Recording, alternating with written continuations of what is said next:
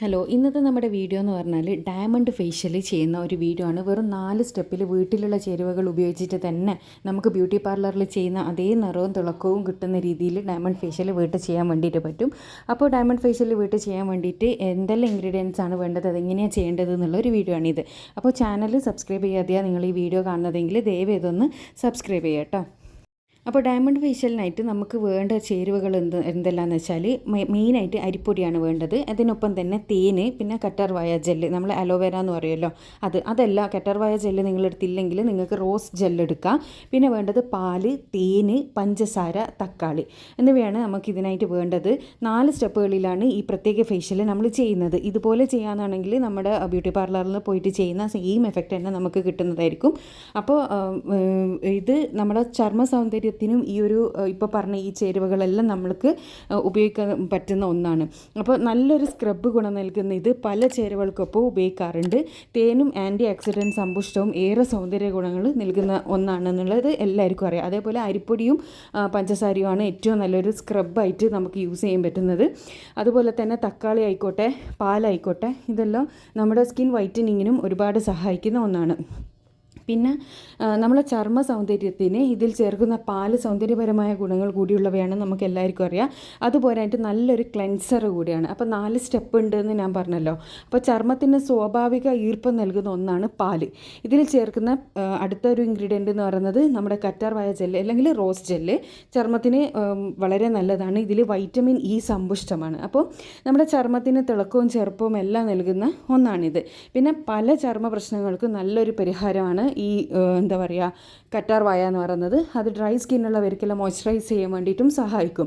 അതുപോലെ പഞ്ചസാരയും സ്വാഭാവിക സ്ക്രബറായി ഉപയോഗിക്കുന്നതെന്ന് പറഞ്ഞല്ലോ. അതുപോലെ തന്നെയാണ് നമ്മുടെ തക്കാളി എന്ന് പറയുന്നത് ഒരു നാച്ചുറൽ ബ്ലീച്ചായിട്ട് നമുക്ക് ഉപയോഗിക്കാൻ പറ്റുന്ന ഒന്നാണ്. പിന്നെ ഇനി ഇതെങ്ങനെയാണ് ചെയ്യേണ്ടത് എന്നുള്ള 4 സ്റ്റെപ്പുകൾ എന്തെല്ലാമെന്ന് നോക്കാം. ആദ്യം മുഖം വൃത്തിയായിട്ട് കഴുകുക. പിന്നീട് അരിപ്പൊടി വെള്ളം ചേർത്ത് ഒരു പേസ്റ്റ് പോലെ ആക്കിയിട്ട് മുഖത്ത് പതുക്കെ പുരട്ടിയിട്ട്, അതാണ് നമ്മുടെ ഫസ്റ്റ് സ്റ്റെപ്പ് എന്ന് പറയുന്നത്, സ്ക്രബിങ് കൊടുക്കുക. പിന്നീട് ഇത് കഴുകിക്കളയുക. ഈ അരിപ്പൊടിയിൽ പിന്നീട് നമ്മൾ അടുത്ത ചേർക്കേണ്ടത് എന്താണെന്ന് വെച്ചാൽ അരിപ്പൊടിയിൽ പാലും തേനും ഒന്ന് ചേർത്തി പേസ്റ്റ് രൂപത്തിലാക്കുക. ഇത് 10 മിനിറ്റ് മുഖത്ത് മസാജ് ചെയ്യുക. പിന്നീട് 15 മിനിറ്റ് കഴിയുമ്പോൾ നമുക്കിതൊന്ന് കഴുകിക്കളയാം. അതായത് 10 മിനിറ്റ് നേരം ഒന്ന് മസാജ് കൊടുത്തിട്ട് 15 മിനിറ്റ് മുഖത്ത് വെച്ചതിന് ശേഷം കഴുകിക്കളയുക. അതാണ് സെക്കൻഡ് സ്റ്റെപ്പ് എന്ന് പറയുന്നത്.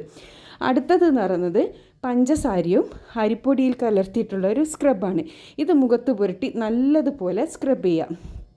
അതായത് നല്ലോണം സ്ക്രബ് ചെയ്ത് അധികം വല്ലാണ്ട് അമർത്തി സ്ക്രബ് ചെയ്യരുത്. അത് നമ്മുടെ ചർമ്മത്തിന് ദോഷം ചെയ്യും. അതുപോലെ തന്നെ മൂക്കൂര് പോലുള്ള പ്രശ്നങ്ങളുണ്ടെങ്കിൽ ഈ ഒരു സ്റ്റെപ്പ് നിങ്ങൾ ഒഴിവാക്കുക. സ്ക്രബ് ചെയ്ത ശേഷം മുഖം വളരെ സോഫ്റ്റായ ഒരു തുണിയോ പഞ്ഞോ വെച്ചിട്ട് നമുക്ക് തുടച്ചളയാം. ഇനി അടുത്തത് കറ്റാർവാഴയോ അതോ റോസ് ജെല്ലോ വേണ്ടതെന്ന് വെച്ചാൽ ഇതിന് അടുത്ത സ്റ്റെപ്പായിട്ടുള്ളത് കറ്റാർവാഴ അല്ലെങ്കിൽ റോസ് ജെല്ല് ചേർത്തിട്ടുള്ളതാണ്. അരിപ്പൊടിയിൽ ഇവ രണ്ടിൽ ഏതെങ്കിലും ഒന്ന് ചേർത്ത് മുഖത്ത് പുരട്ടിയിട്ട് നന്നായിട്ടൊന്ന് മസാജ് ചെയ്യുക. തക്കാളി പൾപ്പ് ഇതിൽ ചേർക്കുക. ഇത് 1/4 മണിക്കൂർ കഴിയുമ്പോൾ നമ്മൾ കഴുകിക്കളയണം. ഈ സ്റ്റെപ്പുകൾ ചെയ്ത് കഴിഞ്ഞാൽ തന്നെ മുഖത്തിന് നല്ല നിറവും തിളക്കവും അതുപോലെ തന്നെ നല്ല സോഫ്റ്റും ബേബി സോഫ്റ്റ് സ്കിൻ എന്നെല്ലാം പറയുന്ന പോലെയാവും. അപ്പോൾ മുഖത്തിന് യാതൊരു പ്രശ്നങ്ങളും പാർശ്വഫലങ്ങളും വരുത്താതെ തന്നെ ചേരുവകൾ കൂടിയാണ് നമ്മൾ ഈ ഉപയോഗിച്ചതെല്ലാം. അപ്പോൾ വിശേഷ ചടങ്ങുകൾ വല്ലതും വീട്ടിലുണ്ടെങ്കിൽ നമുക്ക് എളുപ്പം ചെയ്യാൻ പറ്റുന്ന പൈസ ചിലവൊന്നും ഇല്ലാത്ത ഒരു ഫേഷ്യലാണിത്. അപ്പോൾ എല്ലാവരും ഒന്ന് ട്രൈ ചെയ്തതിന് ശേഷം അഭിപ്രായം അറിയിക്കാൻ വേണ്ടിയിട്ട് മറക്കരുത്. ഈ ഒരു ഡയമണ്ട് ഫേഷ്യലിൻ്റെ സ്റ്റെപ്പുകൾ നിങ്ങൾക്ക് ഇത് ഇട്ടിട്ട് തന്നെ കാണിച്ച് തരണമെന്നുണ്ടെങ്കിൽ ആരെങ്കിലും കമൻറ്റിലൂടെ പറയുകയാണെങ്കിൽ ഞാൻ അതിൻ്റെ വീഡിയോ ആയിട്ട് തന്നെ ചെയ്യുന്നതാണ്. അപ്പോൾ ഇതുപോലെ നിങ്ങൾക്ക് പറഞ്ഞ് മനസ്സിലാക്കി തന്നിട്ട് നിങ്ങളുടേതായ രീതിയിൽ ചെയ്യുന്നതാണെങ്കിൽ അതും ചെയ്യാം. അപ്പോൾ ഇത് ട്രൈ ചെയ്തതിന് ശേഷം നിങ്ങളുടെ അഭിപ്രായം അറിയിക്കാൻ വേണ്ടി മറക്കരുത്. ഇതുപോലുള്ള യൂസ്ഫുൾ ആയിട്ടുള്ള ഒരുപാട് വീഡിയോസ് ഞാൻ ചാനലിൽ ഇട്ടിട്ടുണ്ട്. കാണാൻ ഇഷ്ടപ്പെടുന്നവരാണെങ്കിൽ ചാനൽ സബ്സ്ക്രൈബ് ചെയ്യുക. അടുത്ത നല്ല വീഡിയോ ആയിട്ട് വീണ്ടും കാണാം. താങ്ക്